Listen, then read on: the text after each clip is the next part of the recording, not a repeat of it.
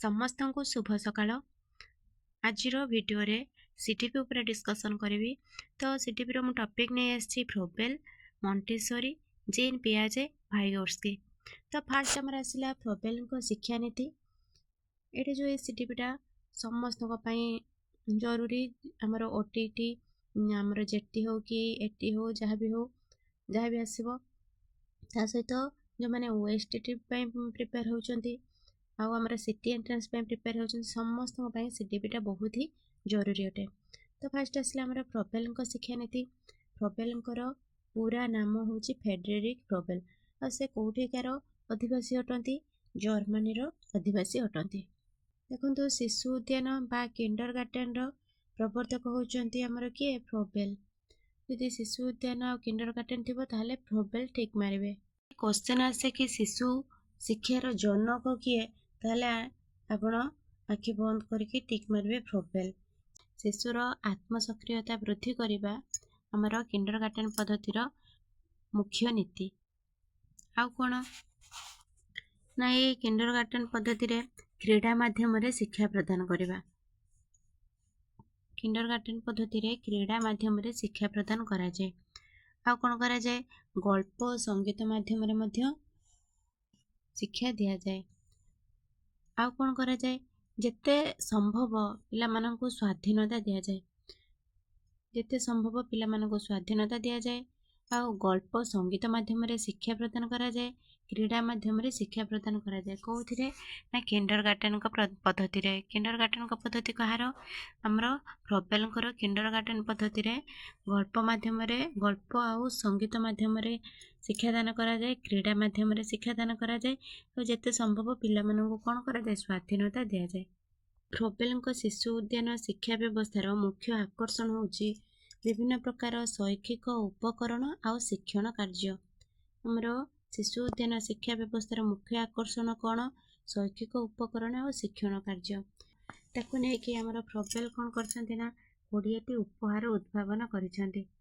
Next आज आम Montessori शिक्षा नीति विषय डिस्कसन करवा। आमर मेरिया मॉन्टेसरी तांकर फुल ना होची मेरिया मॉन्टेसरी। मेरिया मॉन्टेसरी इटाली अधिवासी अटंती। से कौन करथिले बाल मंदिर करथिले रोमर रे। तो 1907 मसीहा जनवरी 6 रे रोमर रे एक बस्ती अंचल रे से बाल मंदिर स्थापित करथिले। आ सेहिठारु से मॉन्टेसरी शिक्षा पद्धतिर आरंभ करथिले।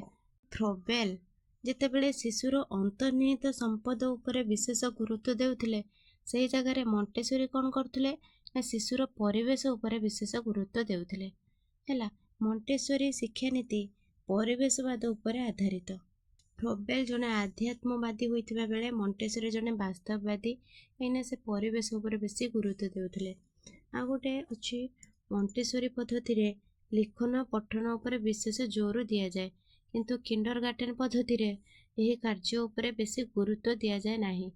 किंडरगार्टेन पद्धति रे प्रथमे पठन और परे लिखन किंतु मॉन्टेसरी पद्धति रे प्रथमे लिखन और परे पठन क्रिया होइथाय। तापरे नेक्स्ट आसला हमर जीन पियाजे। से कौन ना बौद्धिक विकासर प्रवर्तक। हमर जीन पियाजेंकर पूरा नाम होची जॉन विलियम फ्रिज पियाजे। से 1896 मसीहा अगस्त 6 रे स्विट्जरलैंड रे जन्मग्रहण करथिले चाटेल सहर रे। तांकर बापांक ना थिला प्रोफेसर आर्थर पियाजे। तांको मांक ना कोन ना रेबेका जैक्सन। 11 वर्ष बयस रे से विरल पक्षी गोटे विरल पक्षी ता ना हैला आल्बिनो स्पारो उपरे गवेषणात्मक निबंध लिखिथिले। 1921 रे से जेनेवा स्थित जॉन जाक्से रूसो प्रतिष्ठान रे गवेषणा निर्देशक भाव जोग देथिले। 1923 रे से भालेंटार साबुटेन को विवाह करथिले। 1923 रे से भालेंटार साबुटेन को विवाह करथिले। 1925 रे प्रथम कन्या संतान होइथिला ता ना थिला जैक्वेलिन। 1927 रे द्वितीय कन्या होइथिला ता ना थिला लुसियन। आ 1931 रे तांकर गोटिए पुओ होइथिला तार ना थिला लॉरेंट। 1923 रु 35 पर्यंत निजर एही तीनोटी शिशु संतान को जन्म बेलरू अति निबिड़ भाव में पर्यवेक्षण करी सेमानकर विकास को विभिन्न धारार जो विकासर विभिन्न धारा को लक्ष्य करी ଗବେଷଣାତ୍ମକ ନିବନ୍ଧମାନ ପ୍ରସ୍ତୁତ କରିଥିଲେ। ପିଆଜେଙ୍କର ଚରମ ପରିଣତି ହେଉଛି ଆନୁବାଂଶିକ ଜ୍ଞାନ ମୀମାଂସା ତତ୍ତ୍ୱ। 1979 ମସିହାରେ ସାମାଜିକ ରାଜନୀତି ବିଜ୍ଞାନରେ ପ୍ରସିଦ୍ଧ ବଲଜାନ ପୁରସ୍କାରରେ ସେ ସମ୍ମାନିତ ହୋଇଥିଲେ। ୟୁରୋପ ଆଉ ଯୁକ୍ତରାଷ୍ଟ୍ର ଆମେରିକାର 15ଟି ପ୍ରସିଦ୍ଧ ବିଶ୍ୱବିଦ୍ୟାଳୟରେ ସେ ସମ୍ମାନଜନକ ଡକ୍ଟରେଟ୍ ଉପାଧିରେ ସମ୍ମାନିତ ହୋଇଥିଲେ। 1980 ସେପ୍ଟେମ୍ବର 23 ତାରିଖରେ ସେ ଜେନେଭାଠାରେ ଦେହତ୍ୟାଗ କରିଥିଲେ। ପିଆଜେଙ୍କ ତତ୍ତ୍ୱର 3ଟି ଦିଗ ଅଛି। ଗୋଟେ ହେଲା ବୁଦ୍ଧି ଓ ଜ୍ଞାନର କାର୍ଯ୍ୟକାରିତା, ବୌଦ୍ଧିକ ବିକାଶର ପର୍ଯ୍ୟାୟ, ଗୋଟେ ହେଲା ସଂଗଠନବାଦ। ତାପରେ ଆସିଲା ଆମର ଯେଉଁ ବୌଦ୍ଧିକ ବିକାଶ ଅଛି, ଏଇଟା ବୌଦ୍ଧିକ ବିକାଶର ପର୍ଯ୍ୟାୟଟା ତାକୁ 4ଟି ପର୍ଯ୍ୟାୟରେ ବିଭକ୍ତ କରାଯାଇଛି। ଗୋଟେ ହେଲା ସମ୍ବେଦୀକାରକ ପର୍ଯ୍ୟାୟ, ଗୋଟେ ହେଲା ପ୍ରାକ୍ ସଂକାର୍ଯ୍ୟଧର୍ମୀ ପର୍ଯ୍ୟାୟ, ଆଉ ଗୋଟେ ଆମର ଆସିବ ସ୍ଥୂଳ ସଂକାର୍ଯ୍ୟଧର୍ମୀ ପର୍ଯ୍ୟାୟ, ଆଉ ଗୋଟେ ଯଥାଯଥ ବିଧି ପର୍ଯ୍ୟାୟ। ତାପରେ ଆସିଲା ନେକ୍ସଟ ଲେଭ୍ ଭାଇଗୋଟ୍ସ୍କି। ଲେଭ୍ ଭାଇଗୋଟ୍ସ୍କି ଆମର 1896 ମସିହା ନଭେମ୍ବର 17ରେ ଜନ୍ମ ହୋଇଥିଲେ। ସେ ରୁଷର ଅଧିବାସୀ ଥିଲେ। 1924ରେ ସେଣ୍ଟ ପିଟର୍ସବର୍ଗଠାରେ ଅନୁଷ୍ଠିତ second all union congress of ସାଇକୋନ୍ୟୁରୋଲୋଜିରେ ତାଙ୍କର ଉପସ୍ଥାପିତ 3ଟି ନିବନ୍ଧ ଉଚ୍ଚକୋଟୀର ହୋଇଥିଲା। ଆଉ ସେ ସେଠାରେ କ'ଣ କରିଥିଲେ ନା ଗବେଷକ ଭାବେ ନିଯୁକ୍ତି ପତ୍ର ପାଇଲେ। ତ ସେ 1925ରେ ତାଙ୍କର ନିଜର ଗବେଷଣାତ୍ମକ ନିବନ୍ଧ ଦ ସାଇକୋଲୋଜି ଅଫ୍ ଆର୍ଟ ସମାପ୍ତ କରି ଉଚ୍ଚତର ଡିଗ୍ରୀ ହାସଲ କରିଥିଲେ।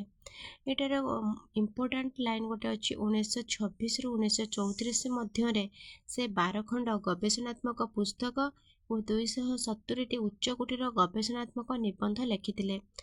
ଭାଇଗୋଟ୍ସ୍କିଙ୍କର ସବୁଠାରୁ 2ଟି କାଳଜୟୀ ପୁସ୍ତକ ହେଉଛି, ଯେତେ ସେ ପୁସ୍ତକ ଲେଖିଛନ୍ତି ତା ଭିତରେ ସବୁଠୁ ଇମ୍ପୋର୍ଟାଣ୍ଟ ପୁସ୍ତକ କ'ଣ ନା ଲାଙ୍ଗୁଏଜ୍ ଆଣ୍ଡ ଥଟ୍ ଆଉ ମାଇଣ୍ଡ ଇନ୍ ସୋସାଇଟି। ଏଇ ଦୁଇଟା ସେ କିଏ ଲେଖିଛନ୍ତି? ଆମର ଭାଇଗୋଟ୍ସ୍କି ଲେଖିଛନ୍ତି। ଆଶା କରୁଛି କି ଆପଣଙ୍କୁ ଭିଡ଼ିଓଟି ନିହାତି ଭାବେ ଭଲ ଲାଗିଥିବ।